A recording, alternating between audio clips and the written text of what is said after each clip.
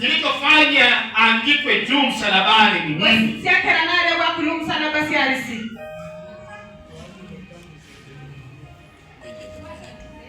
Alikuwa anahukumiwa, alikuwa analaaniwa, alikuwa anachukua laana ya Adamu. Kwa sababu Adamu alipofanya dhambi, Mungu akailaani nchi ya kwamba itamnyima mema, na nchi ikageuka ikakuwa adui wa Adamu, ikamzalia michongoma na miba, akaandikwa kwa mauti. Yesu alipokuja akaenda kwa msalaba, makosa ya Adamu yakakuja juu ya Yesu. Matusi yote ambayo Adamu alikuwa naye kaenda juu yake, na ghadhabu, hasira ya Mungu ikaenda kumlenga Yesu Kristo. Kwa mimba juu yake ikamdunga, mkuki akadungwa, matusi akatukanwa, mijeledi akapigwa, wakadunga mikuki.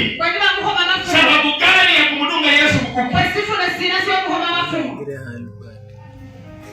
Amen. Amen. Sababu ile ambayo ilisababisha wamdunge Yesu mkuki ni nini?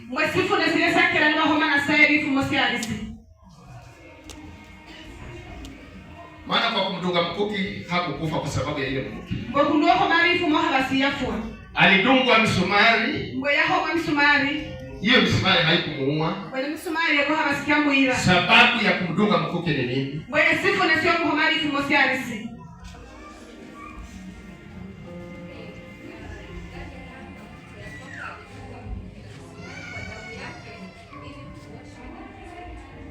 Ilikuwa ni damu itoke pale ndani, itiririke itoke pale kwa msalaba, yaanguke katika ardhi. Ardhi ambayo ilikuwa imelaaniwa, ardhi ambayo ilikuwa imefanya maagano ya laana, na ilihitajika damu ya kuondoa laana hiyo. Ilibidi damu itoke juu, ianguke kwenye ardhi, itakase laana ya ardhi kwa ajili ya mwanadamu atakayeamini Kristo Yesu. Mtu yeyote ambaye hajaamini Yesu Kristo bado ana laana, na bado ni adui wa ardhi, na atakufa kifo cha milele, kwa sababu damu hiyo haijafanya kazi kwa moyo wake. Sasa huyo angali na dhambi. Yule mtu ambaye ameokoka, ameamini Kristo, dhambi ni ile ya mauti ya milele. Huyo mtu amekwisha pita katika mauti. Sasa anahitaji aondolewe makosa yake ya kulipa. Ile dhambi, makosa ambayo unafanya kila siku, bado inahitaji ile damu kufinika. Lakini ile dhambi ya kutokumwamini Mungu ilikuwa kufanya kuwa adui wa Mungu, na ulikuwa na laana juu ya maisha yako, na ulikuwa unaenda jehanamu, uishi huko milele, uchomeke moto. Sasa ukimwamini Mungu, Kristo Yesu mwana wa Mungu, ile damu inakuondoa katika kifungo cha jehanamu. Haleluya. Bwana Yesu asifiwe. Unaondolewa katika ile laana ya jehanamu, laana ya kukataliwa na Mungu. Sasa unafanyika kuwa mwana wa Mungu, lakini makosa yako inakufanya kuwa adui wa Mungu. Sasa unahitaji bado damu kufinika ile makosa ambayo ulifanya jana. Amen. Haleluya. Kabla hujaokoka ulikuwa adui wa Mungu, ulikuwa na laana, ulikuwa na mtu ambaye ni adui wa Mungu. Wakati Mungu alimtoa mwanao ukamwamini, ulifanyika kiumbe kipya, ulizaliwa upya. Damu ile ilikusamehe, ikakutakasa, ikakutakasa, ikakurudisha kwa Baba ambaye ni Mungu. Sasa ukapata msamaha cha makosa ambayo unafanya katika wokovu kwa maisha yako kila siku. inaitwa makosa. Amakosa. Kwa jumla iko miongoni mwa dhambi lakini si ya mauti. Lakini dhambi inayoleta adhabu juu yako.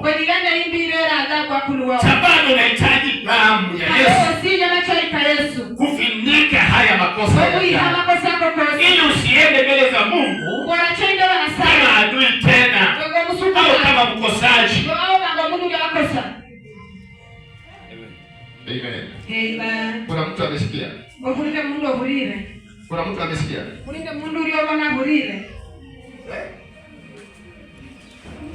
Kuna mtu amesikia? Nilisikia kinanda hapa ikilia, mlisikia vizuri? Yaani kasikia wakati waimbaji walikuwa wanaimba, mlisikia hiyo wimbo? Lakini neno imefanyika kwa adui kwa wengi.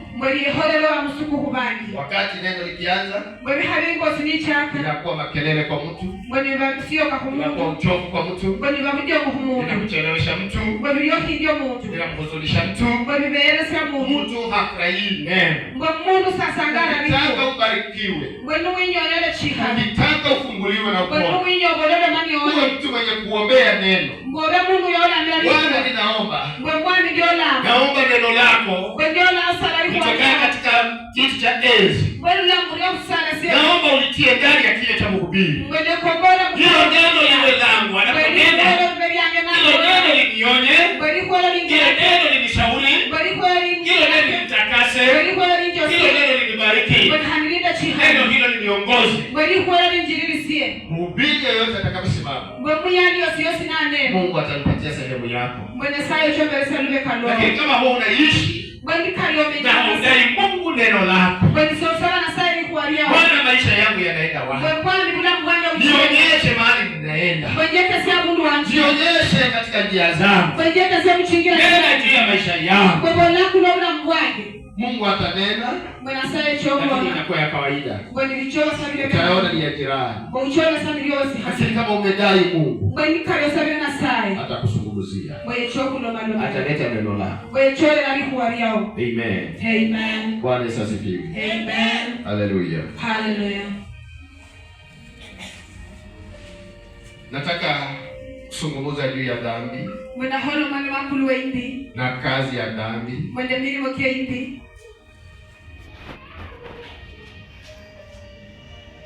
Isaya 59. Isaya 59.